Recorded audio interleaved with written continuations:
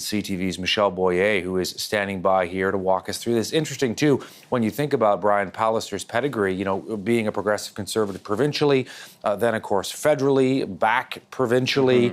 And we're certainly seeing in many different provinces in the prairies, in particular, sort of this idea of conservatism really sort of being very strong there provincially. That plays to Brian Pallister's advantage as well right now.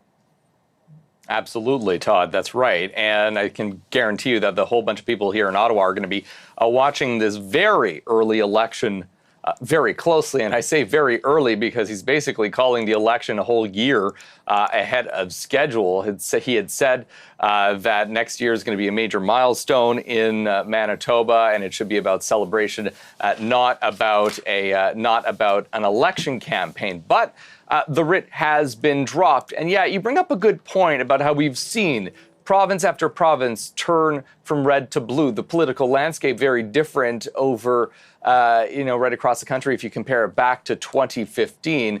And yes, the Conservatives, the federal Conservatives, doing quite well as far as numbers are concerned in the prairies, but they still do need to do quite a bit of work in provinces, obviously, like British Columbia, Ontario. The latest Nanos numbers aren't too great for the Conservatives there, and Quebec as well. Because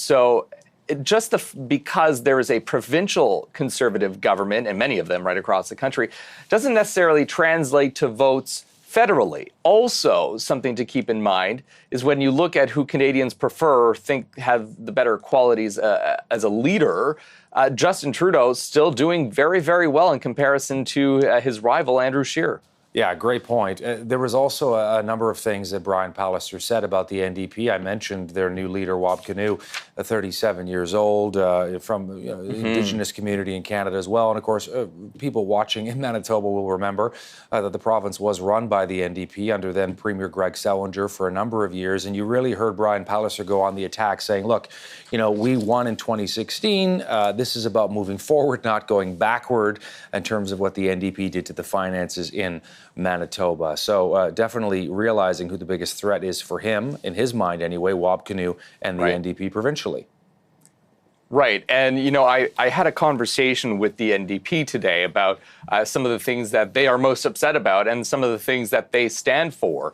And some of the things that they're most upset about is Brian Pallister closing 3 emergency rooms and cutting nurses, things along those lines, frontline services that affect Manitobans. And so the NDP, they have announced that they would reopen 2 of those emergency rooms. And tomorrow I could tell you that they're going to be announcing how many nurses they plan on hiring back. They wouldn't give me exactly a figure as to how much that would cost, but reopening those 2 ERs would cost the province about $8 million, Todd. All right, CTV's Michel Boyer as the Premier of Manitoba, now the leader, of course, the Progressive Conservatives during this election campaign. Brian Pallister calling an election for September the 10th. Thanks, Michel, for this.